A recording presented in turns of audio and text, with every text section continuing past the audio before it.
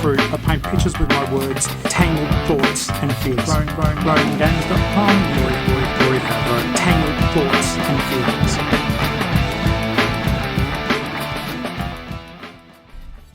Hey there guys, and welcome to another episode of the Growing Gamers podcast. My name's Tory Favreau and I hope that this finds you well.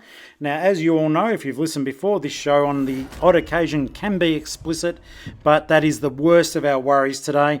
I'm super stoked to be able to present to you the amazing fucking game, Maneater. Now, Maneater has been touted as the GTA of the ocean, and in my opinion, look, it doesn't fail to deliver in that regard. There's no false promises there. This was a game that came out of the blue. It was done by a company called TripWire. And if you're familiar with some of their stuff, good on you. I'm not. But I will tell you right now, for coming out the gates with such an anticipated title, Maneater certainly delivers on every count as far as I'm concerned. If you are looking at the YouTube video of this, it will be presented in audio format as well for those who like the podcasts. But I am playing a clip of the Maneater gameplay. God, get my words out, Tori. Maneater gameplay. So, you know, I've sorted it out. Now, on this video, I wanted to play it enough because I had a lot of people ask me what did I think of the actual game itself, and I can tell you right now, it doesn't disappoint. I deliberately recorded gameplay that had no major story plot arcs. There will be one cutscene coming up that I couldn't avoid, so just to be aware of that, there is a cutscene, but no gameplay spoilers. Basically, the main story is you're a shark. Okay, but it goes way more in depth than that. So the neatness about it is that basically you are a shark that is you're a shark. You're a newborn shark when you start the game. The tutorial is really well done. In the tutorial, you are a shark. No shit. But you're a shark that gets caught. Now, basically with this happens immediately, so it is part of the game as far as I know, it's common knowledge. But this fisherman called Scaly Pete guts this shark looking for human remains in it and finds a baby shark that he cuts and scars and throws back into the wild with the promise that we're going to meet again someday. Now, that is you. That is you as the shark. Now, in the gameplay footage that you're seeing, I've been playing for quite some time now. I've certainly leveled up.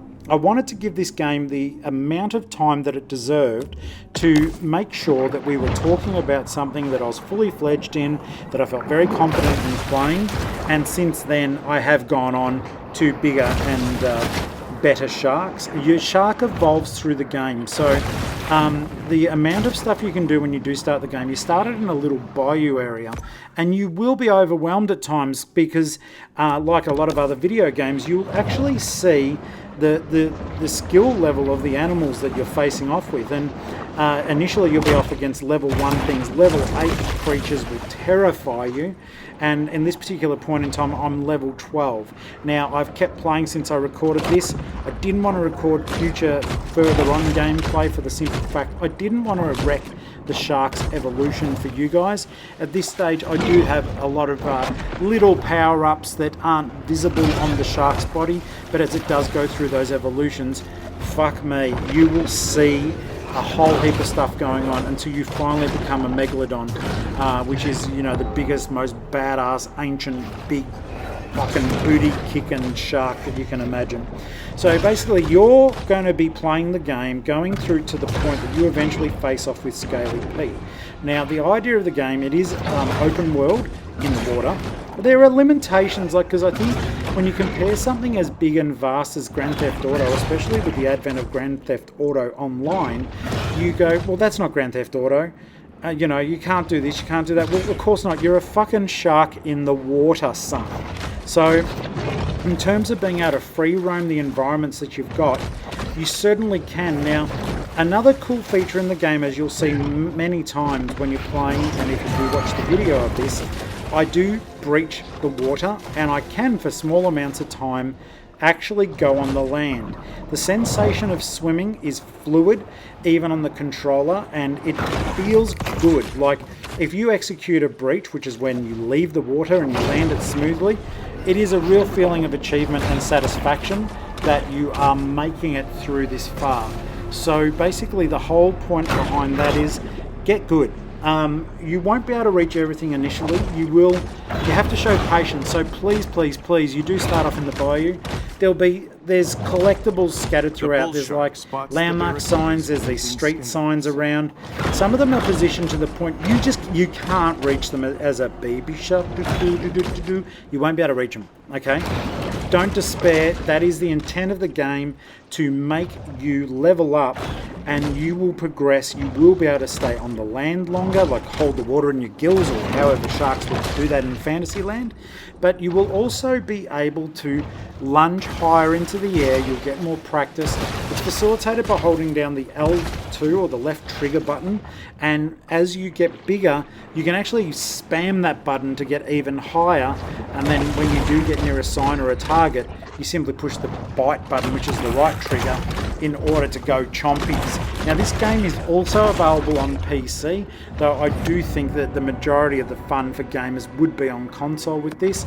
I'm sure that like the controls, and if you bump up the graphics it might be better, but basically I play this on the PlayStation. As you guys know, that's my predominant console, and the graphics were beautiful. I am playing this on the PlayStation 4 Pro. There have been rumours and talks about glitches in the game. I have experienced absolutely none of them. I've seen on forums people complaining, but maybe people just like to complain. Though, having said that, look, everyone's experience will be different. I have had nothing but good times with this game. At the moment in the video, I'll describe, I'm fighting what is known as an apex predator, and this is, in this particular case, a barracuda. So you fight bigger animals throughout the game. There are hunted animals that are higher level than the others around them, and there's apex ones which are levels higher again. They will give you a run for your money. Now, don't be overwhelmed if you do go into areas where you go, well, I'm level 5 and this guy's level 15.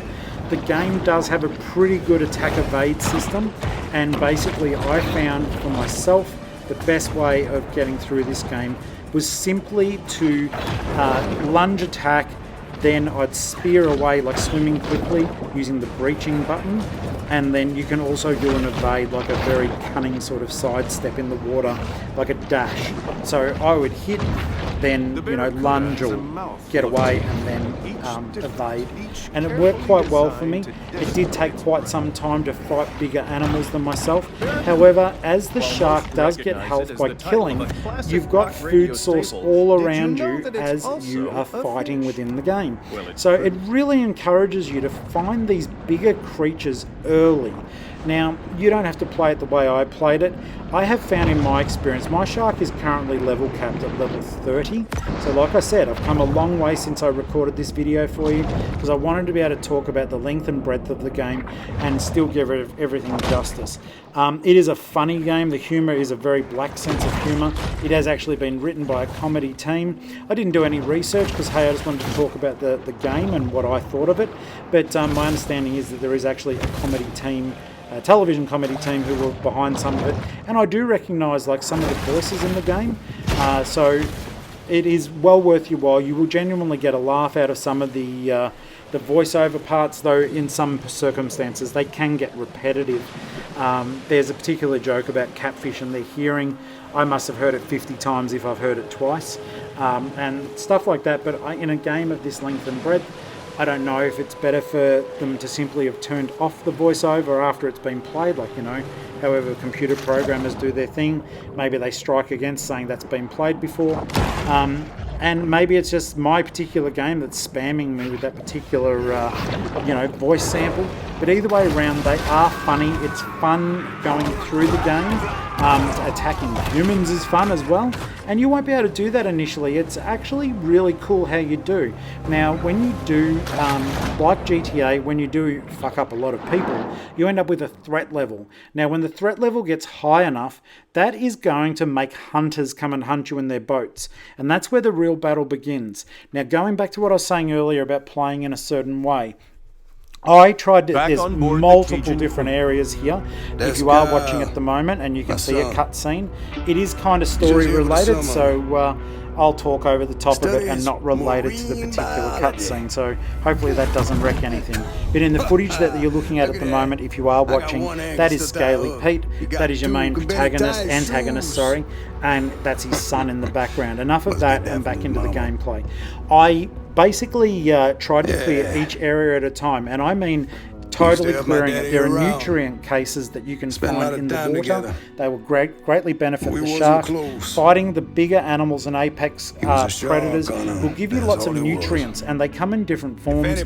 I can't remember. They're color-coded. Basically, there's blue, yellow, green, and red. And red is generally when you're fighting other predators. You'll score an abundance of that particular power-up. You use those when you go back to your safe spot in each area, a grotto, where your shark is safe from attack, and when also it can start evolving. And the evolutions are amazing. Everything from electrical attacks when you strike, through to bony fins that slice through anything they touch. The choices are endless. There's even a shadow mode, which is once again just total stealth, total speed. Utterly beautiful. Now, if you are watching, we're now past that cutscene, and we will be getting back into just regular gameplay shortly, having done a couple of missions. So I adopted earlier, and I think this was part of the day one scenario that we did get with this particular title, the tiger skin. The tiger skin does make your shark go from just being a standard grey all the way through to this tiger shark, and it does look pretty sweet, but more importantly are the power-ups that you get during it. They are just good fun, and the feeling of power in this game, like I got myself up to, I remember at about level 17, and I had to go through the initial bayou that I went through, and lo and behold, I was wrecking fools. So if you do want a feeling of absolute power, if you want to play the way I did, all I suggest is doing all the little missions, eating everything you come across, getting resources, and if you can find the apex animals, you will get evolutions for your shark. At the moment on video, I'm showing the different teeth types. What are teeth? Teeth types, because I'm doing stuff up. There's organ, tail, fin, body. You can do all these different evolutions, okay, and head as well. And the power-ups do give you such a strong advantage over your enemies. Now, I think the average person would probably just swim through this game as fast as they could once they can access a new area going in. If you do that, there's a very good chance that you are going to play the game with enemies at roughly the same level.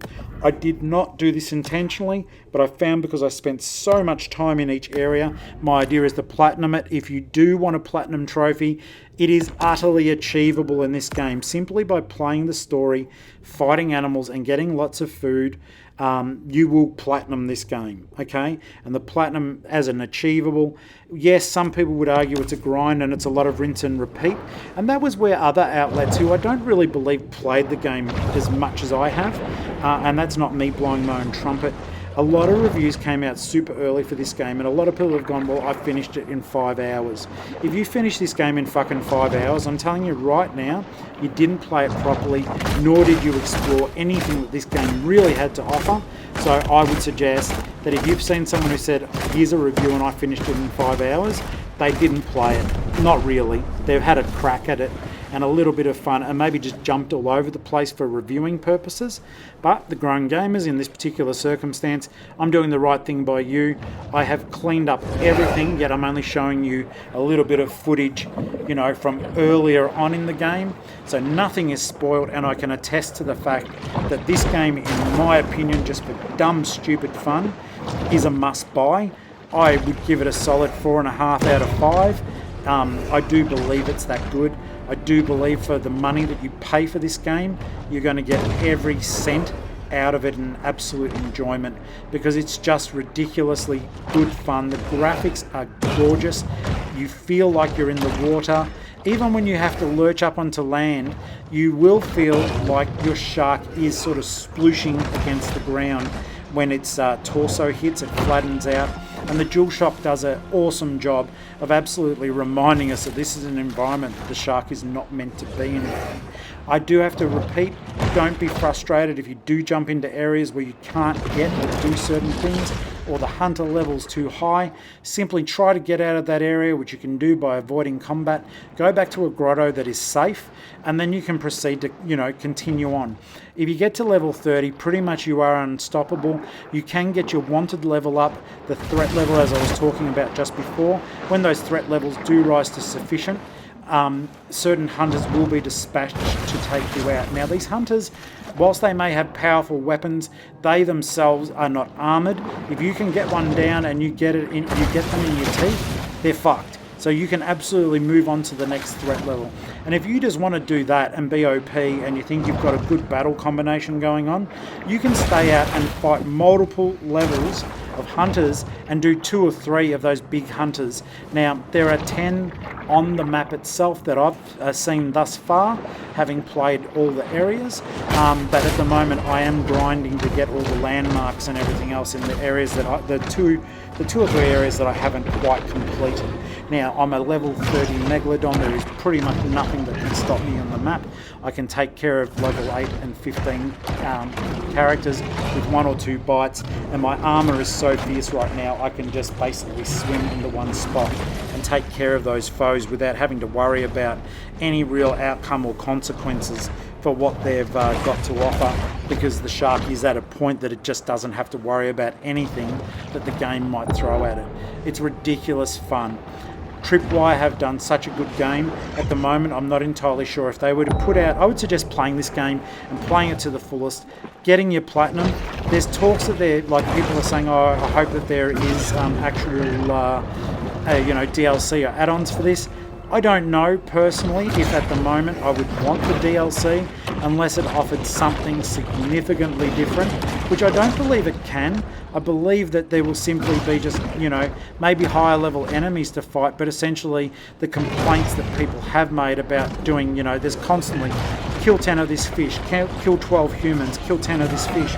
And I don't see what they could have done differently, and I'm not throwing any blame or shade on them for that. And that's why I'm scoring it so high, because the game delivers exactly what I thought it would be, an open world environment that my shark can go through while still being a shark. There are over-the-top animations, there's blood, guts and gore, there's hunters screaming that they've just lost their leg, there's laughs to be had, there's fucking level 1 predatory animals that don't care that you're at level 30 mega, and they will still go after you, and the game lets you know they're attacking you with the hugest of roars. It is just such good fun and so well done. One of the things that does concern me, and it is true to form sadly, a lot of the environments you are swimming through, particularly the grottos, are part of a sewerage system, and they are absolutely littered with like human waste and debris. And I guess it's TripWire's way of saying to us, hey, we're fucking pigs and we throw stuff in the ocean that affects these animals. Certain areas of the game will not be accessible until you do level up, so don't be concerned if there's grates that go through pipes that you can't break into. It simply means that your shark isn't quite old enough. The shark does transfer from pup to teen to adult to elder and then to mega. And the mega can go through anywhere, though it is difficult if you jump into a swimming pool, and yes you can breach or lunge over a wall and land up in a swimming pool. Your shark is so big it's actually a struggle to get the bugger back out again. So be wary of that. Some of those areas will be frustrating, but I assure you, you can make your way through them. It is genuine fun, and whilst you may not be able to get everything early in the game, once again, you level up, you power up, and in no time at all, you'll be going back to those areas and achieving those difficult things with absolute ease, which is just so much fun, makes the game so well worth playing, and it does truly show you that this sort of game does have a niche. It's certainly well worth pursuing, and I'd be really keen to see if there's other games of this variety. Now, for those of you who do get overwhelmed by attacks and the like, final bit of advice, because our video is going to come to an end pretty soon, but don't be too overwhelmed. TripWire have made this game, even though it's challenging, it's easy. There's a couple of ways you can spam your way through attacks, and especially when you do get a little bit more powerful and you don't have to be as conscious of damage being done to you.